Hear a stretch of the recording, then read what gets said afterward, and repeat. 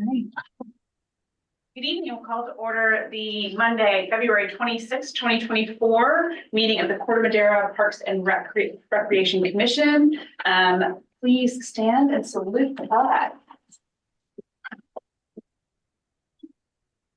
Pledge allegiance to the flag of the United States of America and to the republic for which it stands, one nation, under God, indivisible, with liberty and justice for all.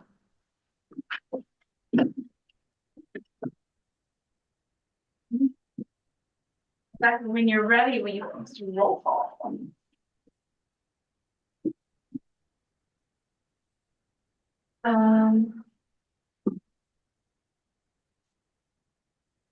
Commissioner Kenneth? Here. I need to attend remotely under the just cause exception because my kids are ill with the flu and my husband is traveling, and therefore I need to be home to care for them. There's no one over the age of 18 in the room while I am participating in this meeting. Thank you. Commissioner Bodeman? Here. Commissioner Rose is absent. Commissioner Elson? Here. Vice Chair Charlie? Evening. And Chair Miles? Here. Okay. Thank you. Before we start with the items on our agenda, we will open public comment. Members of the public will be given 3 minutes to a piece and can either raise a hand or email public comments at publiccomment@tcmcommand.org. Rebecca, do we have any email public comments? And don't have that at the moment.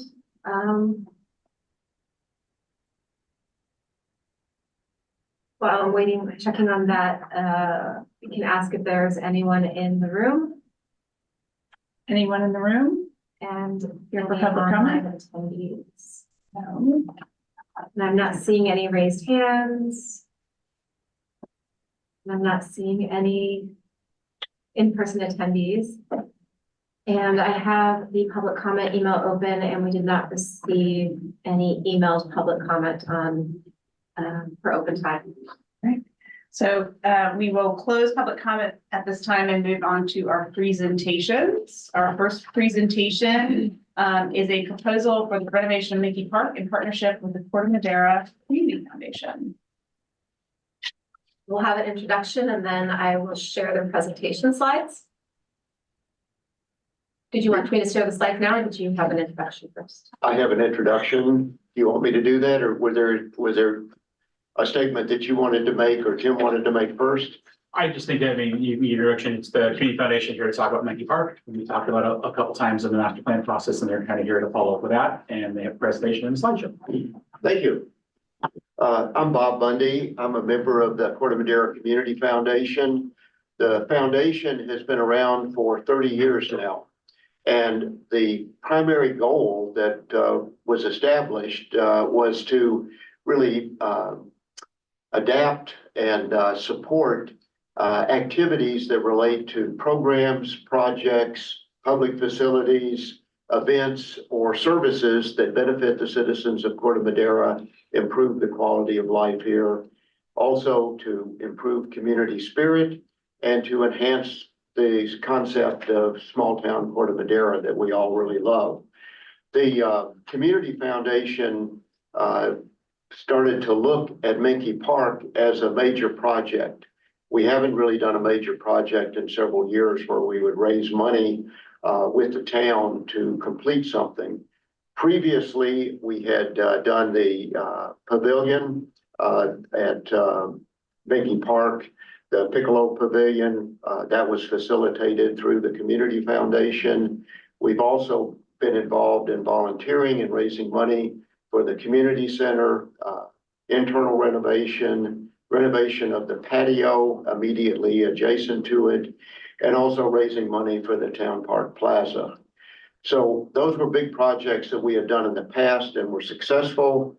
And we looked at Mickey Park for a couple of reasons. One, as all of you will know from Jonna Hale's excellent book, The History of Corte Madera, that Mickey Park is really located at the origin of Corte Madera. It was part of our history. when Corte Madera was founded in the late 1800s on high ground above the wetlands. This was also where the train came through. And with the train, Corte Madera began to grow and expand on the upper level, so to speak. The train depot was located really almost where the parking lot is now, where the bus station is located. That was the center of town. Minky Park, I believe, was just a grassy knoll, grassy area that people waited for the train or hung out and just enjoyed a little quiet there. The Minky Park was named for a longtime treasurer of Corte Madera after World War II. And with that, it was, I think, more formally set up. At least there were some stairs, some entrances, areas to sit there. And it really has been just this very nice green gem in the center of Corte Madera in part of historic Corte Madera Square. And the second reason that we took this on or wanted to do this is we became very familiar with this through a couple of activities. A lot of us on the commission, on the foundation, were involved with Oktoberfest. And so we saw how Oktoberfest utilized the park and how it benefited the Oktoberfest. We also then have been instrumental in putting on the concerts every summer. And this was under Mark Goldrosen, one of our board members, really knowledgeable about music, reached out, has consistently gotten good musicians to perform. We're having several hundred people there with great enthusiasm. And with that, we sort of learned what some of the good parts of the park were and what some of the liabilities or concerns were.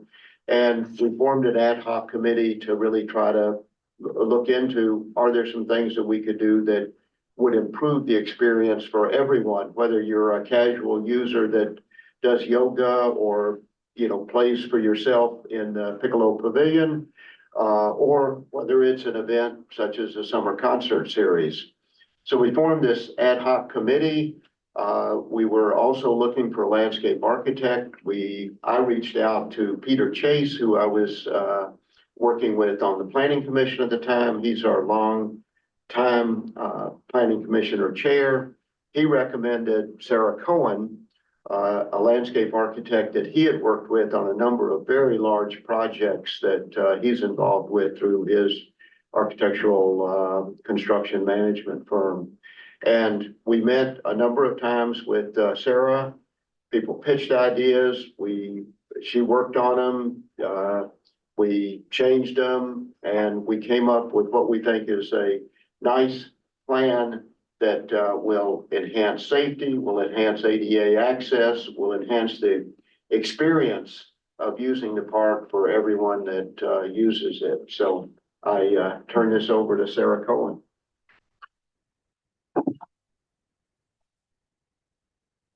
Hi, everybody. I'm Sarah Cohen, the landscape architect. Let's have the pleasure of working with Bob and the foundation. Ready for me to share? I am. Thank you, Rebecca.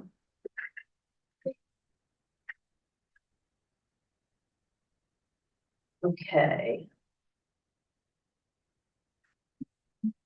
Open it and then start.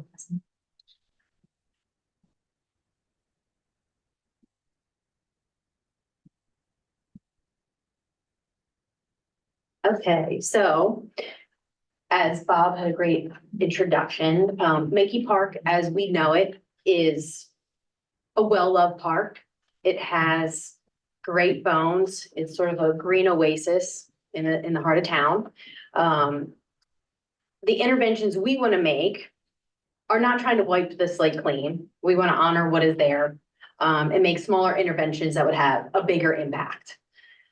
So what I will show you today is the objectives we are focused on, which is safety, added circulation and ADA access, programming accommodation, and addressing the aging planting palette that's on the site now.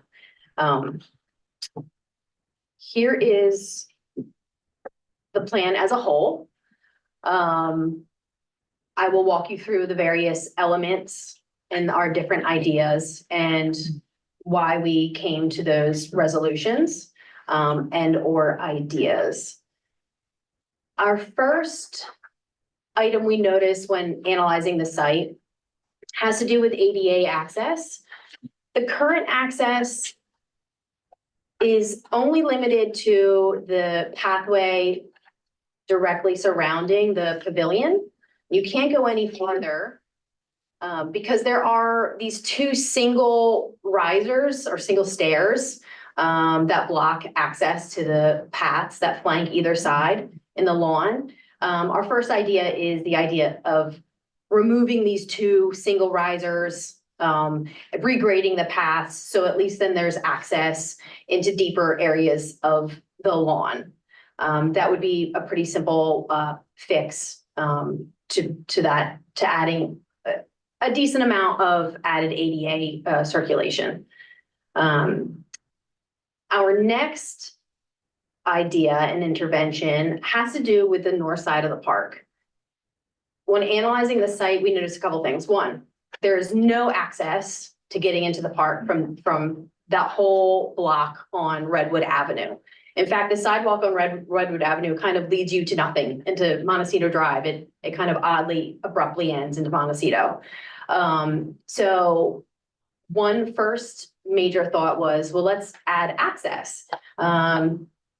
There's desire paths all over the side of that side of the park. People want to go that way. So if we bring in a main entrance about halfway down the block, which pulls people away from the intersection at Redwood and Corte Madera Avenue, it would provide great flow on the north side of the park.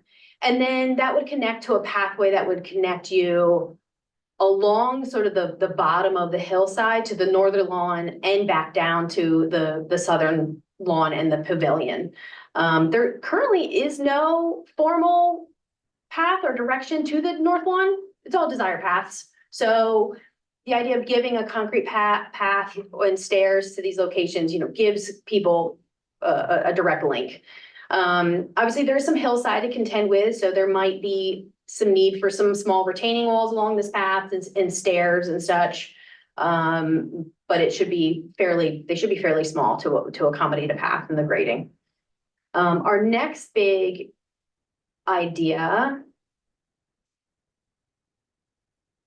is on the southern side of the park is the existing stairway.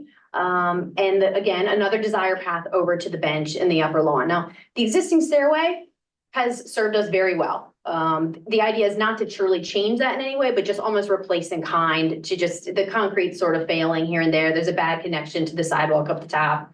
So it's just sort of replacing what is there.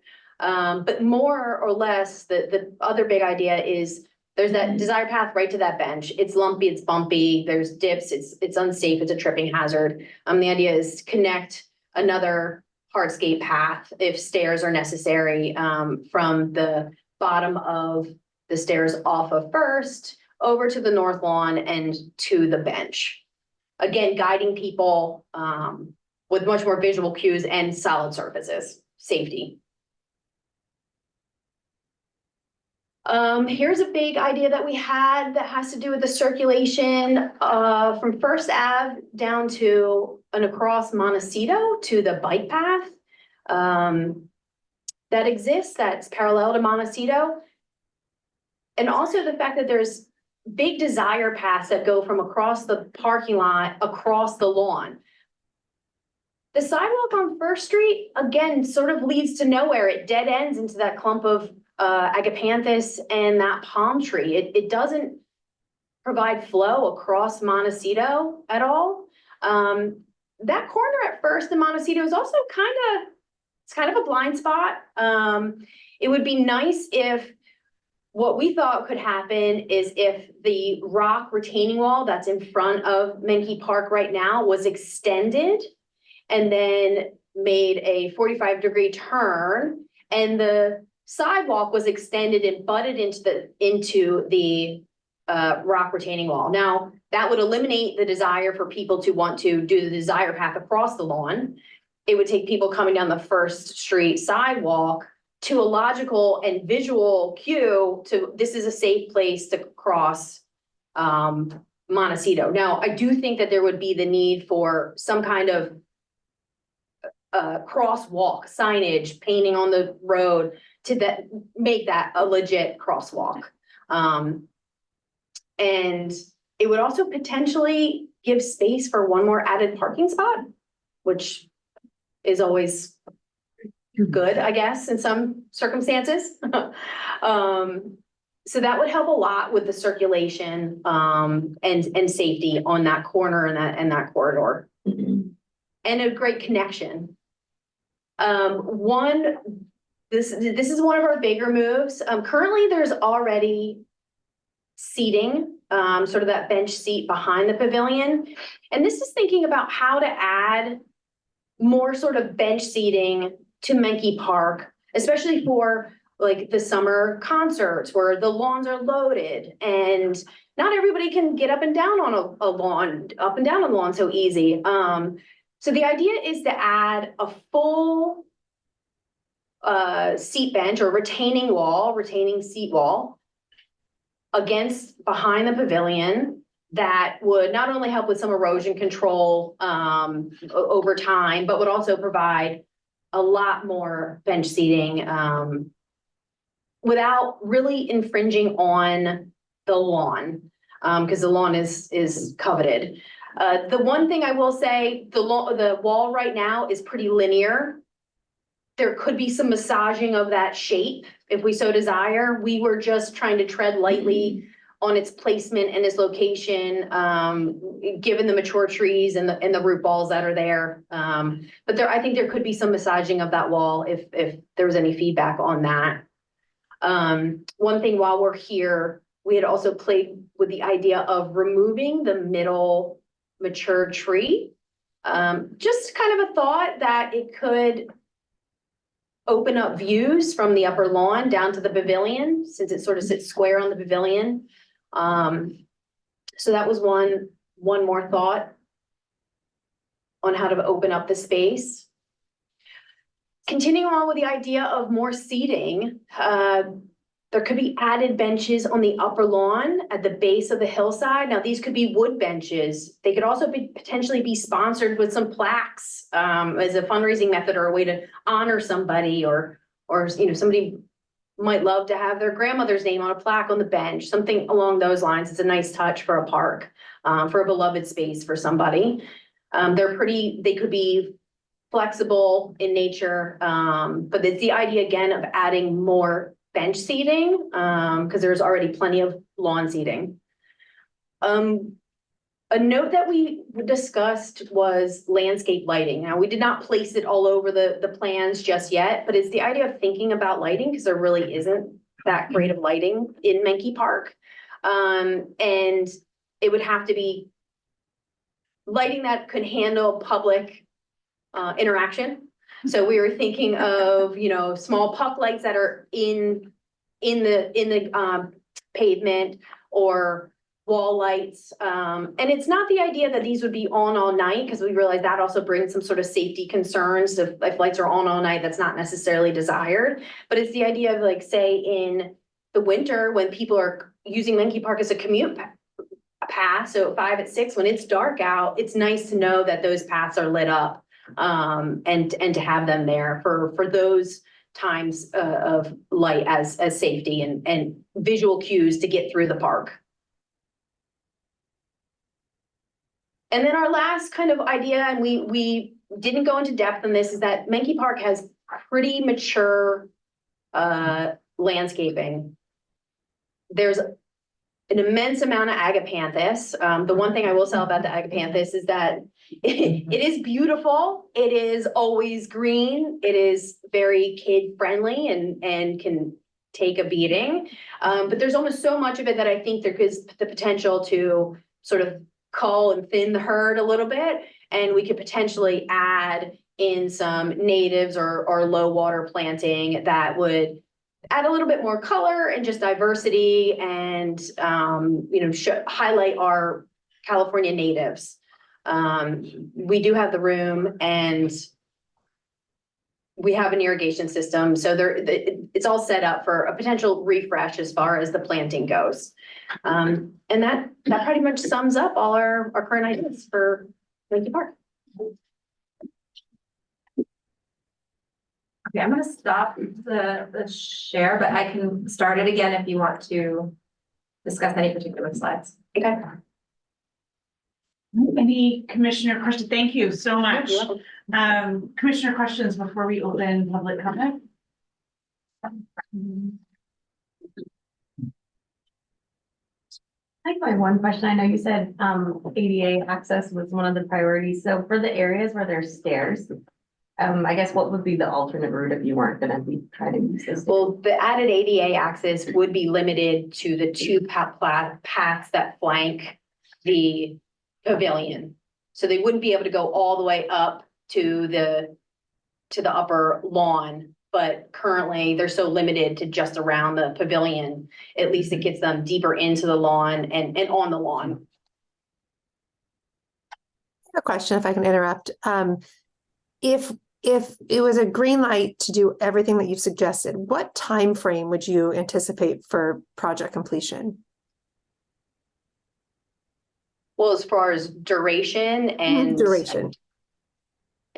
that I really can't speak to because I don't really know how the city engages contractors, things of those nature. So I really wouldn't want to say, but having worked in construction for a long time, I would assume it would be anywhere from 4 to 6 months. Thank you. It would be done in stages so that the park could still be used, or It could be done in stages. It could be some of the bigger interventions would be that seat wall, retaining wall. That would be the most encumbering for people to be able to sort of use it because it's right in the middle. But really that would have to be a discussion with the contractors more than anybody else. The new retaining seat wall, I think, is a great idea.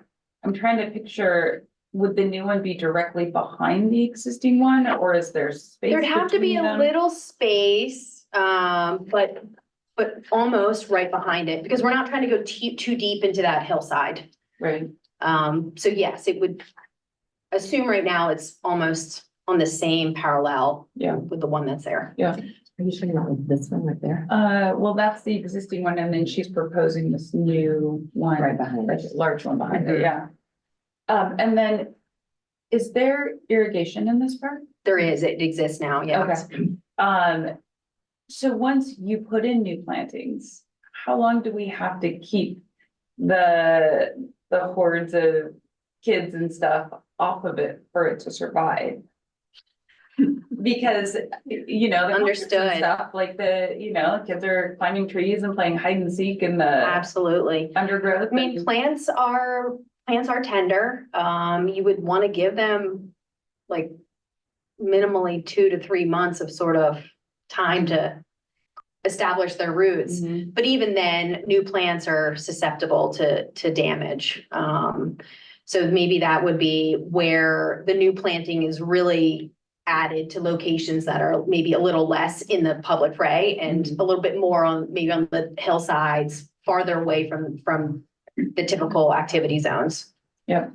And this is maybe not a question for you, but looking at planting drought resistant, native species, I think is a great idea, and irrigation is something we've come up against a lot. And just the thought that enters my head is, do we look into making it more of a European type park where instead of a lawn and plantings and seeding, there's like a crushed gravel surface and plantings and We did talk about stuff like that, but the only reason we refrain from that is because people really utilize the lawn with their blankets during the summer concert series. Yeah. And I think it's such a green oasis. I think the public perception of it going from a lawn, because it's one of the few places that actually does have a lawn that's lovely, would be disappointing for them. I don't think they would be as loving the idea of crushed rock, although it's Yeah. beautiful and it is sustainable and I understand the direction you're going.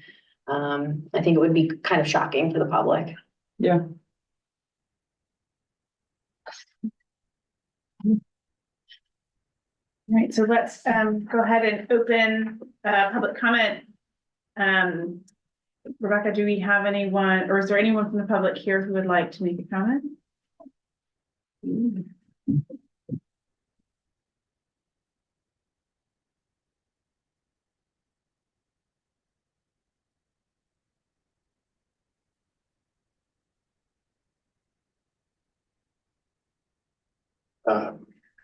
Am I mic'd?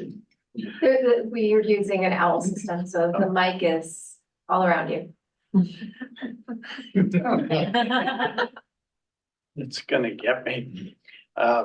Michael Harlock. I live at 533 Redwood. I am in support, particularly of all the safety and ADA connections and path connections. And I applaud the Corte Madera Foundation, Bob and his minions. Maybe that's a bad word these days. It's a good word to me. I like it. For supporting these improvements. I have one basic objection to the design, and as this landscape architect, well, Sarah.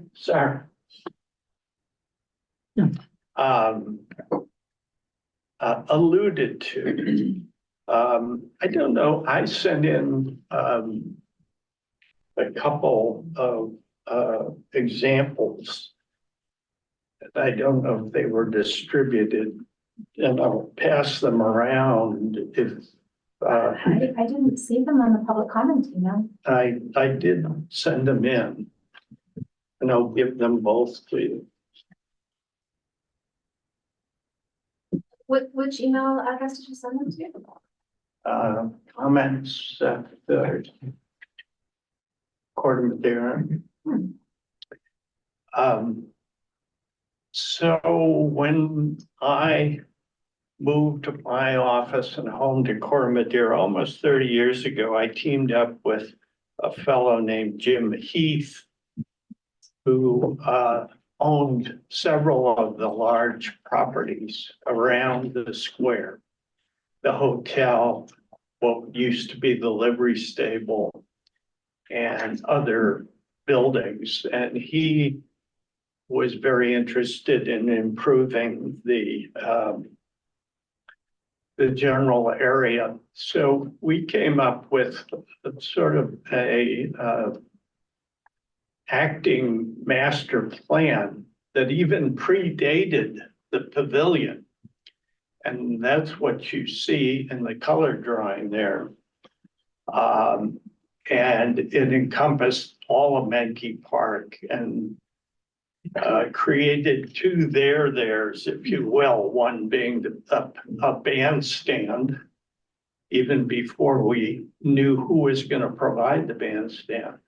And a future, my dream is a recreation of the train station where it used to be. So kind of two areas of congregation. So I was in the town band with a wonderful gentleman named Wilfred George, Dr. Flute, who played the piccolo, and he lived in Larkspur, and he wanted to build a pavilion. And I convinced him that we had the perfect place for it. I showed him that drawing, and he was very willing to donate the money to build the bandstand. And we were both in the town band. So at that time, it was sized to meet the needs of then town band. Town band has wonderfully grown since then. And so it sort of has to bulge out the back. But you can see from that drawing, the whole focus of the public parking and Montecito was focused on the shape and the geometry of the bandstand, and it went in pretty much exactly the way we had envisioned it. And I, in my office, designed the paths and ADA compliant paths supporting it. Wilfred, his two demands is that they be it be built from a kit, as you will, as you were from Amish country gazebos, and that it be white. Some people thought it should be more rustic, like the bus stops. But anyways, it was, I think, by all accounts, Bob has explained well how successful it's been as a there, as attracting a lot of activity. So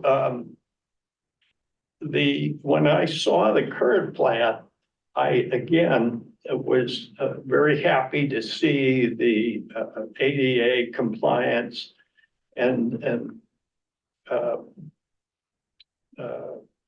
remedying some of the safety concerns, and particularly the connections to the upper lawn area, connecting the lower and the upper. Cutting to the chase, my main objection to the current plan is this, what I call imaginal line of the very straight retaining wall that goes immediately beyond the current retaining wall. And then it's backed up by a continuous row of planting. So I think early last year, I did a sketch, and it's also, I handed it out, of how additional seating might be done a little more artfully in a tiered approach. Also, the more I thought about it, I thought it would be good if you weren't directed entirely around the outside to get to the upper lawn, but maybe there was a direct connection of stairs directly from the bandstand up to the upper lawn. So that's what's represented there. But the geometry is very much reflective of the gazebo.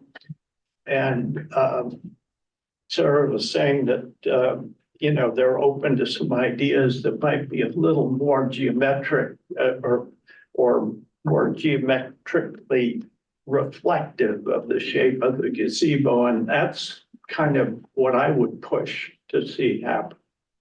So I think you see where I'm going.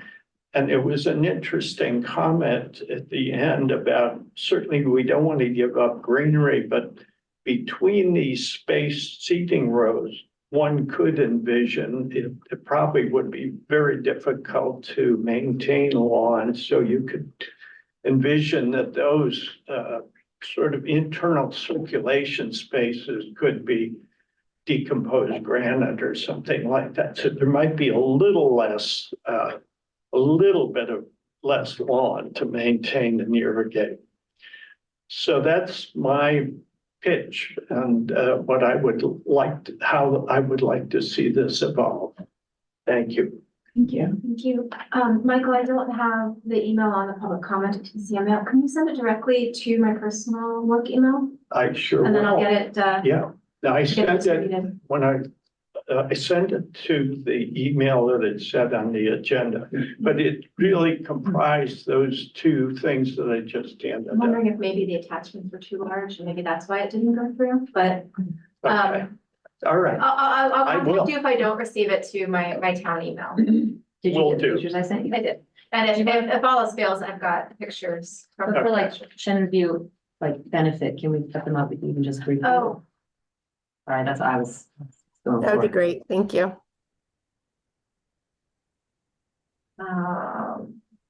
Here, You can send them to me, Becca. That's fine. okay, thank you. That would be easier. these were the two attachments and I gave them to the commission. Thank you. Thank you. Rebecca, do we have any raised hands or additional email public comment? We have, was there any more public comment from the chamber? I'm not seeing any additional attendees in person. And we do have a raised hand from an online attendee. So I will unmute Susie Beatty. Hi, everyone. How are you? I guess I must disclose that I am on the Corte Madera Community Foundation. But I just want to say that that park is just such a treasure. And now is the time, I think, to really get in and do those things. Those improvements that have to do particularly with the safety are big time. I had a knee replacement last June, and I tried to get up to into that park a few times, and it really wasn't that easy. So I'm really happy to hear that that's being addressed right now. But I know that with the input from the people that we have in this town, that there would be some wonderful things coming along. I know, we'll be listening to people like Michael. And but it's a great thing, and I'm in big support of it. So I just wanted to say that's all. And thank you all for addressing this. Thank you. Rebecca, any email public comment before we bring it back for discussion?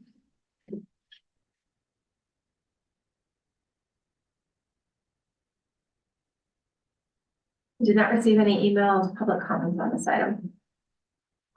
Okay. And then for the commission, comments, discussion on what we have heard. I think, I like the first off, idea. oh, sorry. Go ahead, yeah. I think first off, this is, I really want to thank the foundation for putting this together. It's clearly very thoughtful. The detail orientation is really impressive. And I think we all agree that this is such a gem of our community, and any enhancements we can do, particularly for safety, but just for enjoyment overall, is much appreciated. And I think it's a shared focus for all of us. So I appreciate the legwork already done. Her. I agree. So I think I really like this. I think it was sort of telling that the one area in particular that Sarah, you said, oh, we're receptive to different ideas about that is the thing that Michael then has some ideas on as well. So I feel like there's some good stuff in here. I'm very excited. I'm just wondering what we need to do to support this, if there's anything. I think from my perspective, the commission supported it when it included it as one of the 3 items that elevated to council for inclusion in the director's work plan for the year. Staff has already been working with the community foundation and learning more from them on this process and receiving presentations on it. They know about the project, they support the project, they're planning for the project. There may be more phases to the project down the road, but this first iteration would be, I believe, led in tandem with our public works department overseeing it from a project management perspective. Isn't that correct? I believe. So really, this is just an update for the commission on where we're at with this, and they were looking for any comments, input, support, concerns you may have about it going forward. That's great. Well, I did want to ask, because anytime you remove a mature tree, folks ask questions, which is fair. The sole reason to remove would be just openness in view. Yeah, and we weren't tied to it. It was just an idea. Okay, and I can't for some reason picture that particular tree, but I'm wondering if, that same concept could be achieved with more pruning of that one, but it sounds like you guys you're not wedded to it, so you're probably thinking about all the right things when it comes to removal of a tree. So that's the only thing I'd say. I was just gonna let you know that it actually, I usually, I'm the one clamoring to replace trees in the park that got taken down. But I think in this case, it's probably a smart idea to take that tree out, because this park very much feels like the pavilion and then kind of the overgrown wilderness. And I think it would really help tie it together and access to the top part of the park, you know, then to the pavilion would be much better, not just sightlines, but to kind of make it a cohesive park. I'd also like to put in my support for taking out the ivy and getting rid of, or not getting rid of, but like mixing up the planting and taking out some of the agapanthus. Ivy and agapanthus here can take over, and it kind of looks like an overgrown, forgotten space that's gone back to the wild, or kind of like what you would see growing in a parking lot, you know? And to make it look like really a great local center of the town that it could be, I think getting rid of the ivy and redoing the planting would be really important. I agree with Sarah, although the one thing I will add is the tree area, I guess that's on Redwood, where you're suggesting a new entrance. That is like, if you're under the age of 10, that's every child's dream place to play during music. So it's striking a balance of like, you know, I agree, you know, manicuring the landscaping a bit, but trying to maintain at least a few climbing trees that are tough and durable, because it's adorable what goes on there. Great. Yes, Bob. Yeah, I just wanted to thank Sarah for a great presentation and Michael for his comments. I think the goal of trying to articulate that retaining wall is a good one. I think it would require taking out that center tree to do that, because that's really right behind the pavilion. There's a root ball that's there. The slope and, you know, the distance of the slope is really a little hard to envision. You almost have to have the actual design to build drawings as opposed to the conceptual drawings. But what the Corte Madera Community Foundation wanted to do with this plan was to present this as part of the master plan for Park and Rec. And I had reviewed all of the many requests for dollars and projects that you're dealing with. The difference in this one is that, I mean, there are certainly some safety liability issues that I think need to be taken into consideration, but this is the one project that I believe the Community Foundation can raise significant amount of money for, because of the concerts that have been so popular. People have donated to those, they know about it. I'm optimistic, but I was hoping to raise a couple $100,000 through our outreach program to then go with town funds to complete this project. And, you know, I don't think there are any other projects on the master list that would be able to elicit this public-private partnership. To respond to a question that came up earlier, I think that the last time we had a meeting with the town manager and other members of town staff, he indicated that he saw this happening in 25 and 26.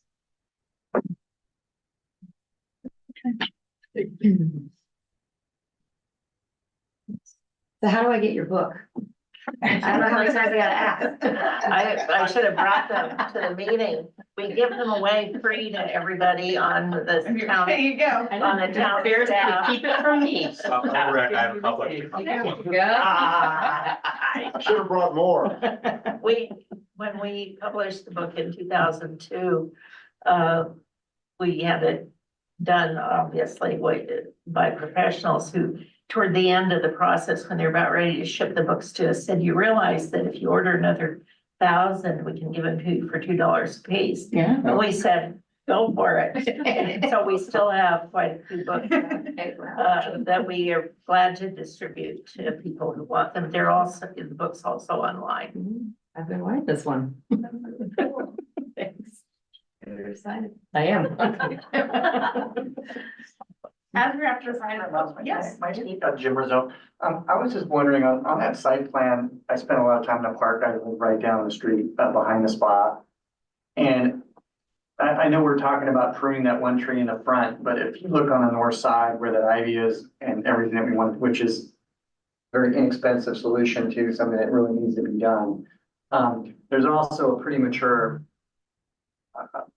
palm tree and there's another insignificant tree kind of right there. Would that be also of interest to try to remove, to open up that side of the park? Because you can't really see anything from the north side of the park. It's sort of jungle. It's not one of the palm trees in the back that are linear. It's kind of this one freestanding tree to the north.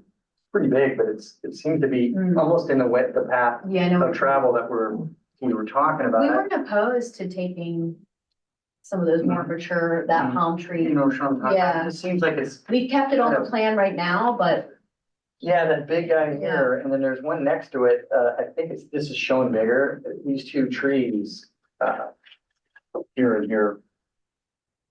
They were kind of, would really open this up and still keep shade there. You're talking about the ivy over here. Anyway, I just noticed like that part of the park, it doesn't seem like it's even accessible. It just seems like it's dirt and ivy and. That's why the kids love it. Yeah. That's where they climb. The trade-off. Where the wild things are. Well, to kind of, to wrap up, I think you're hearing a ton of support from the commission, to move forward with the park. I am excited also about kind of the long retaining wall. I worry it gets, is less akin to lots of different people sitting in a big row. That kind of something that was more geometric may allow for more different types of people to sit, and the ability to kind of come up through the middle of the park. Sarah, as you suggested, and as Michael suggested, I think adds another kind of element to it. And again, kind of want to reiterate like how grateful we are that you guys are willing to take the time, the effort to do this. I think we have a heroic Parks and Rec department, but we cannot do everything. It requires these relationships and partnerships with all of our great community members to make these things happen and possible. So thank you all for being here. I think that is well said. In conclusion, awesome. Moving on to our, Okay. Thank you all for being here. thank you. So much. No, it's just. And, the emails that were, the visuals that were distributed as part of public comment, if I receive them by email, I'll upload the PDFs and link them to the agenda item as public comment received. And if I don't receive them, I have the originals that I can scan and upload. So either way, they will be linked up tomorrow morning. So does Park and Rec need to take a vote on this to No. forward it or not? They already supported it by including it in the work plan. Okay. Excellent. Thank you guys Thank you. so much. Thanks for coming. So Rebecca, what does that mean? Does that mean it'll get worked on a little bit further? Staff will work on it with consultant, or how does the next It's step? basically an update from the Community Foundation about where they are in the process of this project and what their concept is. And it'll continue to be refined, but it's on staff work plan for Public Works and Park and Rec. works and parks. So I mean, just what's the process? They'll work on it and they'll maybe bring in a consultant to price out, or how does it? It's kind How does it of. go to the city? That is a public works. Public Works? Yeah, this was I a don't know what the next conceptual step is. plan, not a, Right, build plan. but yeah, they'll need to refine your conceptual drawings, which you will then take to the public for crowdfunding and fundraising.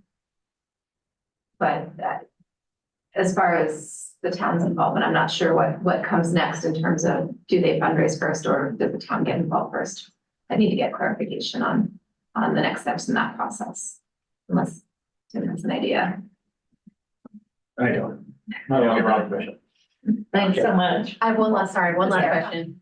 If we wanted to do one more iteration of the plan, incorporating some of Michael's ideas, that is just something that we would work together and then submit again, correct? Just so I'm clear. They would come back to Bishop, probably the town council. Great. Yeah, I guess the question is whether or not it would involve the town project process as part of a renovation to a town space, which then there are those steps that you see the planning commission follow and. Yeah, I was just wondering what this, yeah.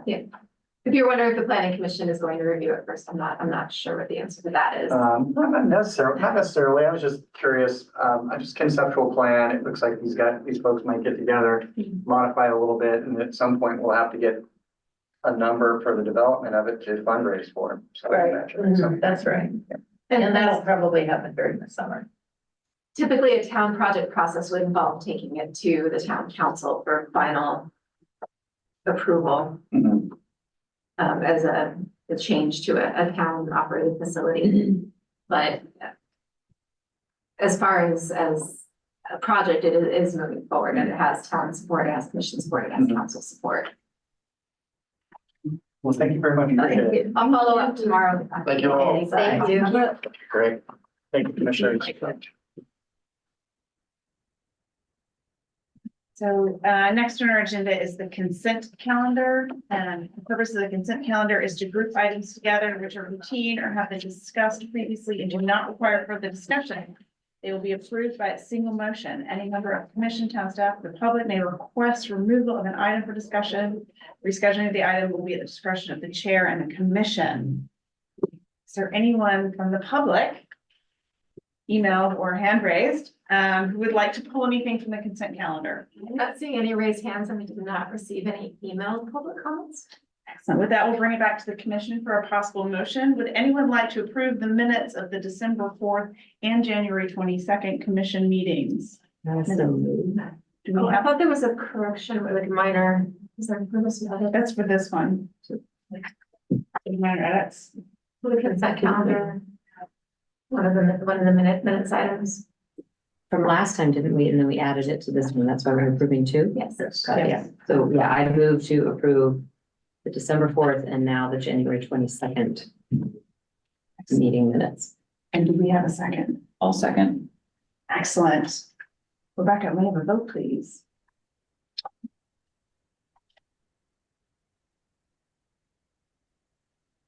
Commissioner Kenick, Yes.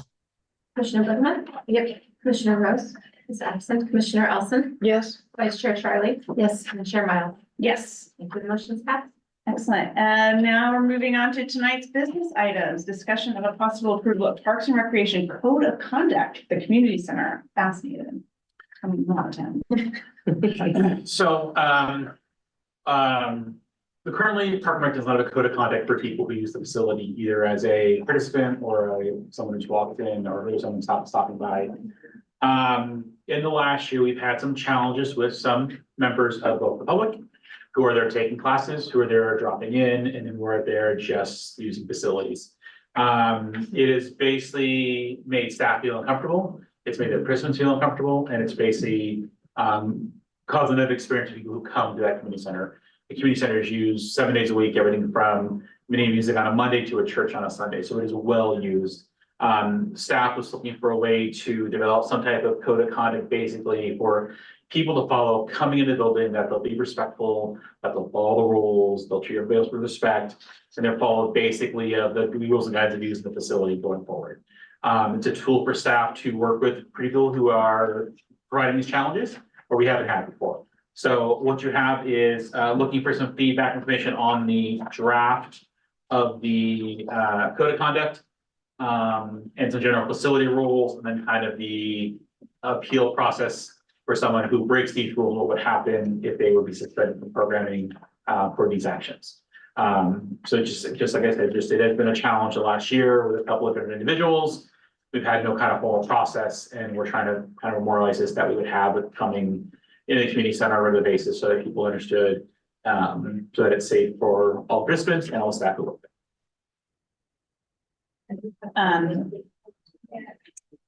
I think I would also like to note that the initial template that Tim used to create this document was provided by our town attorney. Yeah. In case you were wondering about where the origination of the language was.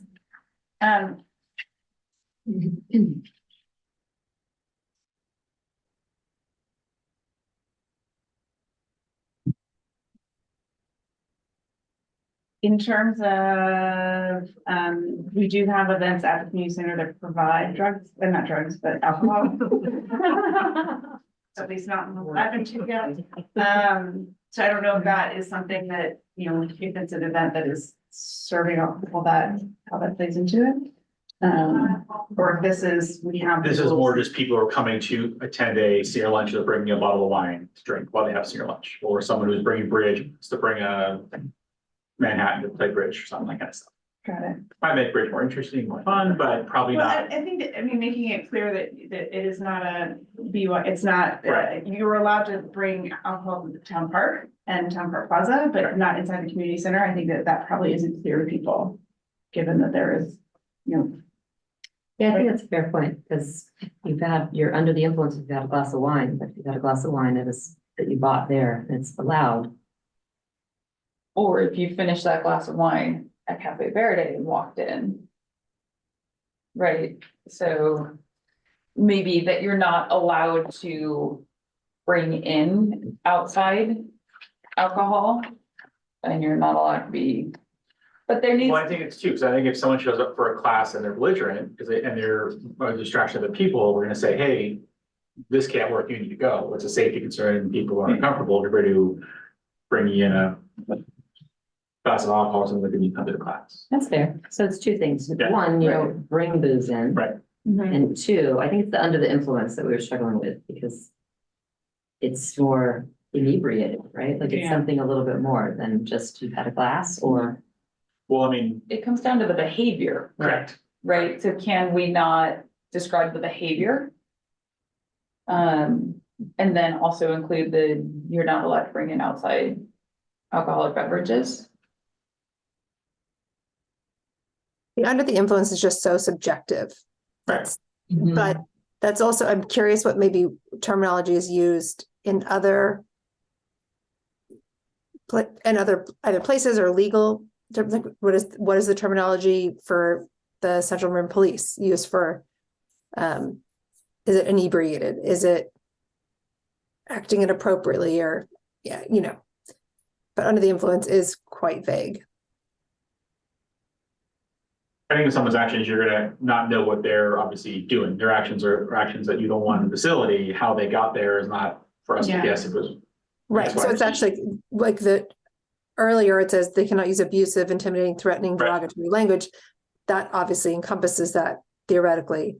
If you're belligerently under the influence of alcohol, then you are Yeah. possibly exhibiting the behaviors in that previous bullet.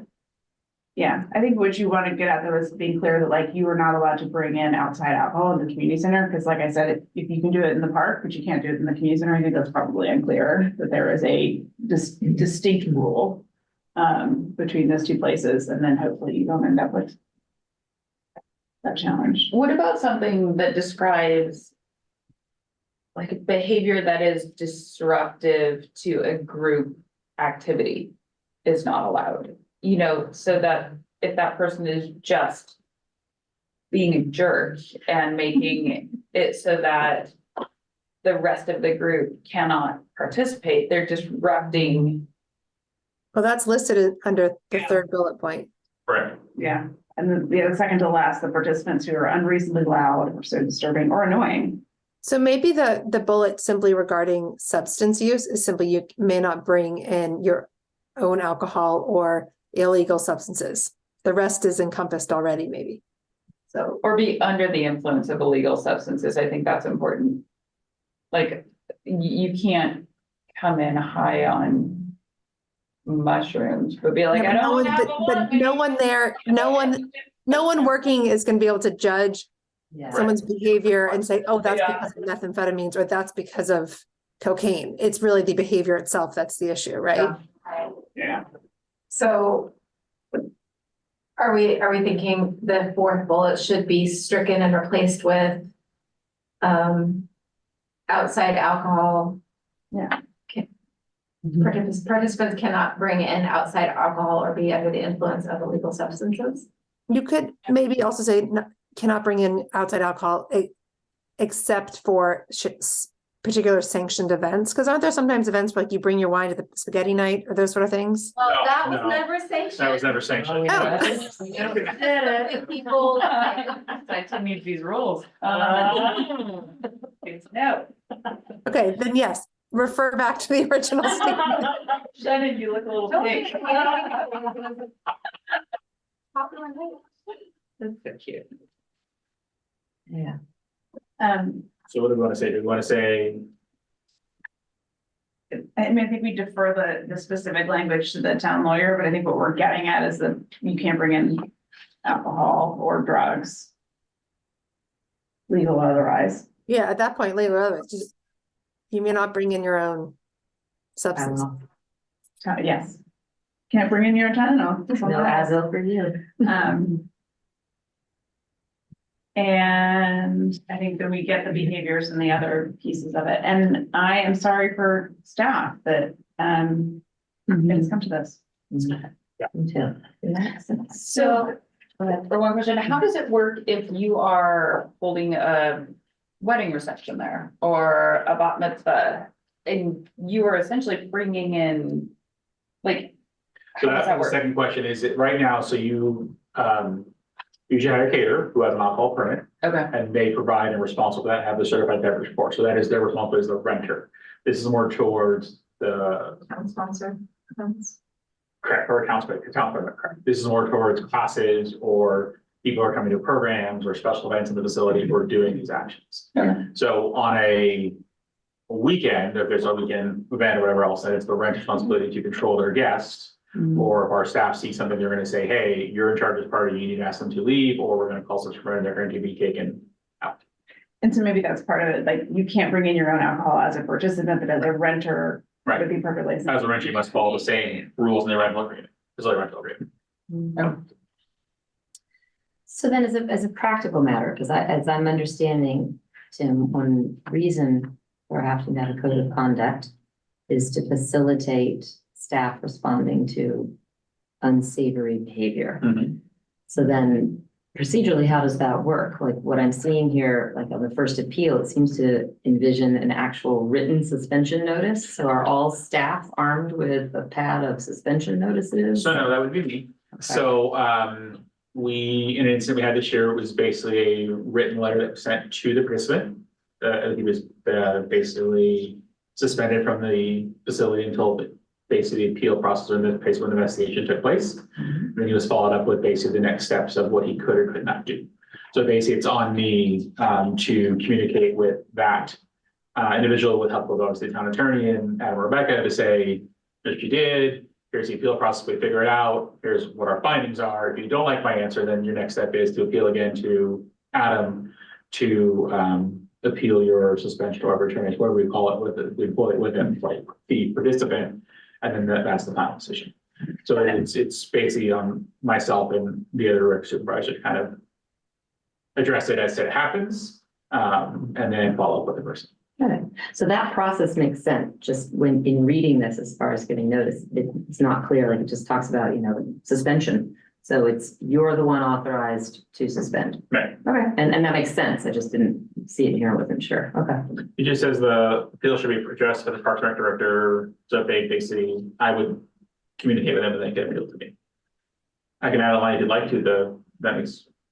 Well, just even on the first page, as I'm reading, it talks about suspension, I was like, oh, I wonder who suspends, like it says, Duties as a scientist, it says my job. I know that protects the, may result in immediate suspension. Right. I guess the question is, if someone's reading this with the intention of being noticed, having notice, who can suspend me? You can suspend. Right. It's Well, not we any. also want to say the authorized personnel, right? Because what if Tim's only, there's someone else? Typically, we would Like, say the director or his or her designee. Right. Uh-huh. exactly.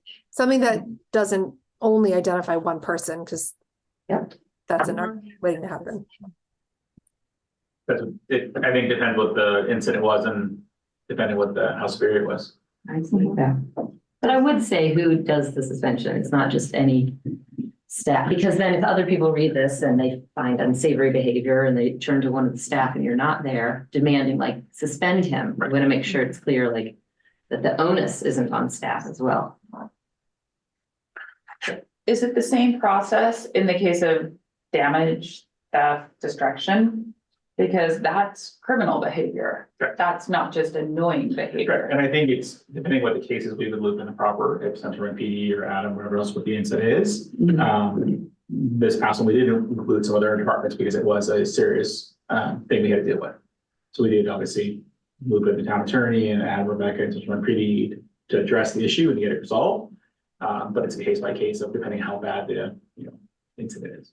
Then can I suggest? Yes. And then I have a question, there might be, there's probably a reason behind this that I don't know about, but the general facility rules about photographs, video in the center, because again, I go back to like your average event, lots of people are taking pictures, and according to this, that's not allowed.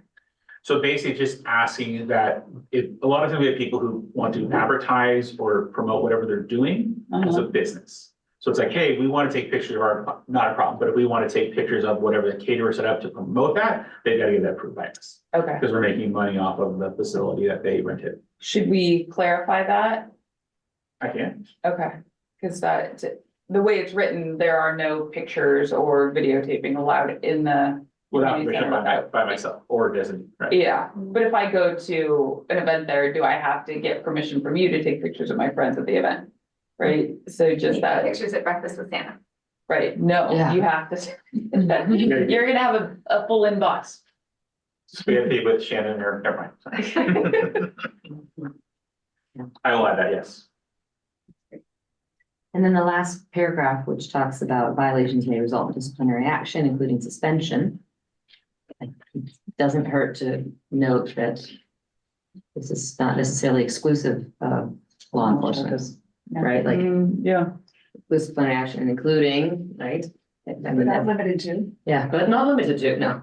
But like that this isn't the end all be all that it can be. This isn't the limitation of what you could do.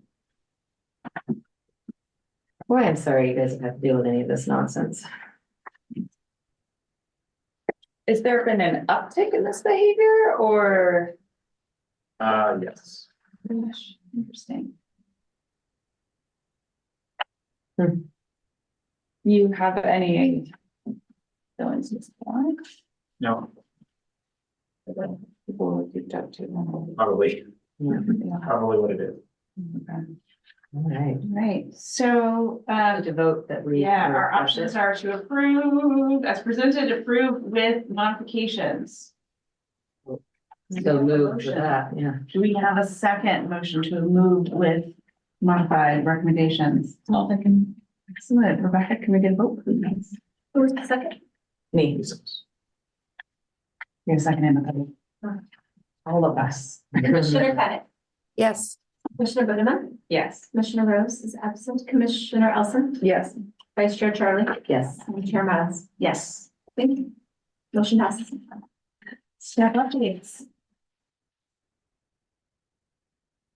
Piece of paper, okay. First update, strategic planning workshop and staff work plan that was approved by council in the February 20th meeting. Everything that we had put on the list was approved. We did add a couple items, including the Memorial Bench program, sorry. And the town park project, which we'll be talking about later, to added to the to-do list and the work plan for the year. As I bring back stuff for presentations or staff reports for council commission, obviously identify what those projects are. Probably getting kind of a mid-year review, going forward where we are. In the past, we did a goal setting meeting at this time. It's kind of replaced with what this is. So I think at this point, we're not going to do it. I think it's something executive committee wants to do at the end of maybe September, October, November. We start looking at those kind of goals, including the projects and stuff for the work plan for next year, something we can discuss. But I think right now, the work plan has quite a few items on it for Park and Rec and Public Works. And I think we're in a good space to work on those and kind of get those crossed off the list. Summer camp menus are out. I gave a copy on, everybody has one. Registration opens March 1st at 6 a.m. That's when it goes live. So March 1st, 6 a.m. has all of our summer activities. This is summer camp menu. And then our activity guide was sent off to the printer on Friday. Should arrive in the mailbox in about 2 weeks and include everything from all the movies, all the other activities. For the summer activity guide, excuse me, should be arriving in about 2 weeks, what the turnaround time is for that. So that's the menus and all the activities. Town project report, as we talked about earlier, in March, at the commission meeting, you'll be getting a report back of kind of the redesign of the west end of the park there, of what the pickleball courts will look like, what the expanded skate park might look like, and what, some tree planting and possibly a picnic area as one report that you'll kind of give, care if it's a feedback on, and then it'll go to council probably the next month, to give community input if they have any questions about how it all works, how it lays out. But that'll come to you in March, in the town project report.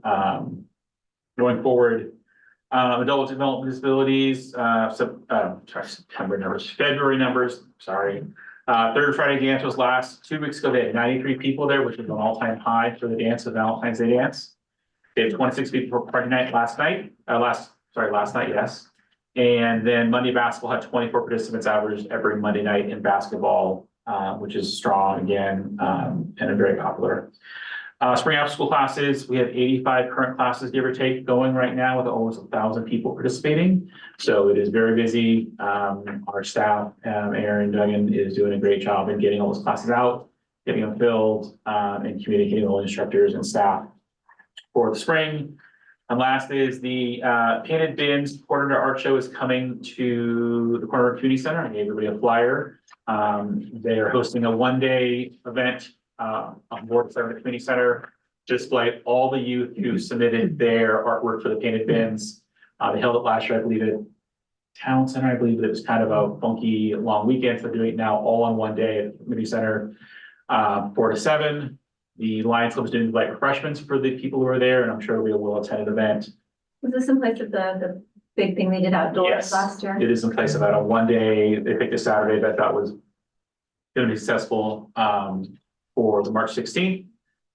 There will be basically in April, we unveil the next set of painted bins of the new artwork that's selected to go in the painted bins in Town Park and both at Menke. The last thing I have is that Kathy Huber received a community service award from the California Park and Rec Society for her work for the Painted Bins project. She was given the award on March 10th. We had a reception at Mill Valley Community Center where a lot of other community service awards from people in District 1, which is the part of Seacrest I belong to. It was recognized there. She got a nice plaque and a nice award. It was a picture that was in the Weekly Chronicles last Friday. She was very appreciative, very embarrassed, but very appreciative of all the hard work she's done and continues to do with that. And the last update is that I am off to this California Park and Rec conference this week. One of the main things we're looking at is we are demoing new vendors for our registration system. Registration system is being sunsetted in 2024. So meeting with about 15 vendors to figure out what can they provide. They meet the needs we have, specifically some stuff about childcare and facilities and classes and much more user friendly. And our system is a little old and antiquated. So meeting with them and then send an RFP probably in April to put a new registration system up and running by the fall of 2024 when the other one sunsets out. So that is all I have for updates. Thank you. Commissioner Rose is not here to talk about the town council meeting. For our next meeting. Oh, pause. Okay, that was where the typo. That was where my Yeah. mistake. I should have had February for, Yeah, we should have had January. sorry. February, that's okay.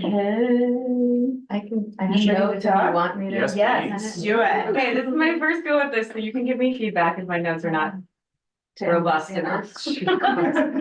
Thought about sending them out too, but I was like.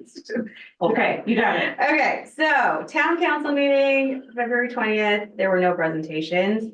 In terms of the business items, the first thing that was presented was Chris Good with Public Works, talked about a recap of the road resurfacing project. It was basically a laundry list of all the problems they had. I had no idea it was so challenging. It was very interesting to kind of sit through, but I guess there were a lot of issues with the contractor, Doolittle. Apparently there were 456 items to repair by the end of the project. And by comparison, they said a normal amount would have been 20. So they had quite a bit of cleaning up to do. That said, the project was completed on November 29th for a total cost of $1.2 million. And then I think the staff worked really hard to also try and recover a lot of the costs and issues, and really hold Doolittle accountable to the mess they left kind of all over town.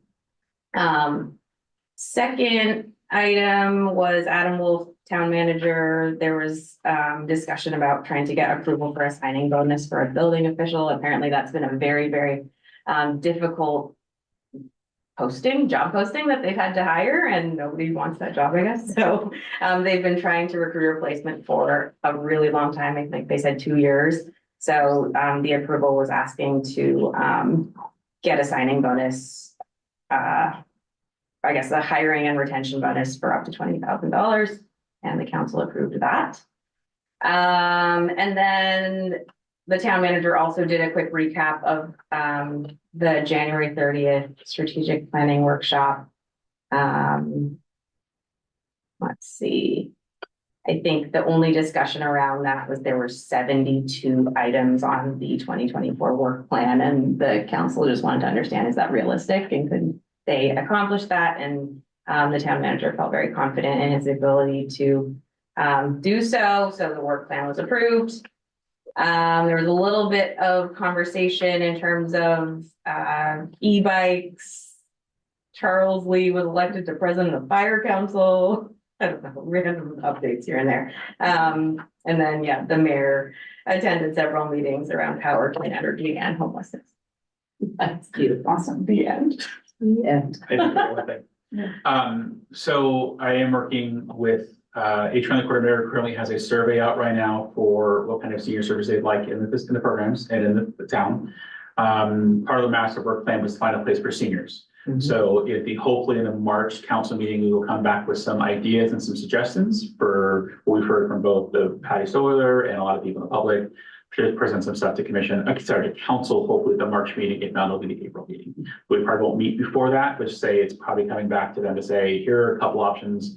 Patty's worked really hard on this survey and worked out really hard on finding some options and some solutions. And we're gonna work together with them to figure out how do we support them the best we can going forward. Thank you, Lisa.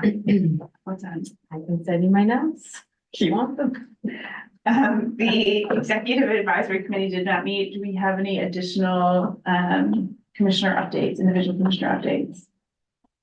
Tim, I would share, we've been spending some time out at Cove Park. Baseball season is here. It is like so wet. Yeah. The grass is like, I thought town park was bad, super swampy over there. So I know it's on our list. And then I've also been spending time up at Albert Borough Hall up in San Rafael, their community center up there. They have tables and chairs kind of set up right in the lobby. People are just kind of milling about. And I don't know how often we are open with nothing happening where we could put out tables and chairs and people just hang out. But would throw that out there as this, when we're staffed and there's someone there, is that an option for us? Although I did think of one thing, some feedback from a community member with regards to the pickleball courts was that looking into nets that are used in other places that are easy to move on and off the court so that we don't lose use of that area as a ball wall for young athletes, because it's important for developing skills. Lacrosse players, soccer players, tennis players use the ball wall, and so making it a more flexible option when it's not being used as pickleball was just what somebody approached me with. Yeah, I think the plan right now loses a ball wall, so it's where do we put a ball wall if we remove the ball wall? Well, I think the plan was to have dedicated pickleball courts where the posts were in the ground, so they're just Correct. pickleball, not a moving. So I think that'll be brought up in the town park project. Yeah. But yes, I have been noticing there were people using the ball wall last week's park. All right. Before we close this meeting, are there any topics that commissioners would like to put on future agenda items? Any need for an ad hoc committee? Review. Commissioner Charlie, you're up for the March town council meetings. Our next regularly scheduled meeting is on Monday, March 25th, 2024. We will adjourn. Thank you. Adjourned at 7:49. Bye, everybody. You hope your kids. Feel better for kids. Thanks. Thank you, Shannon. How long did you get to have their band show? So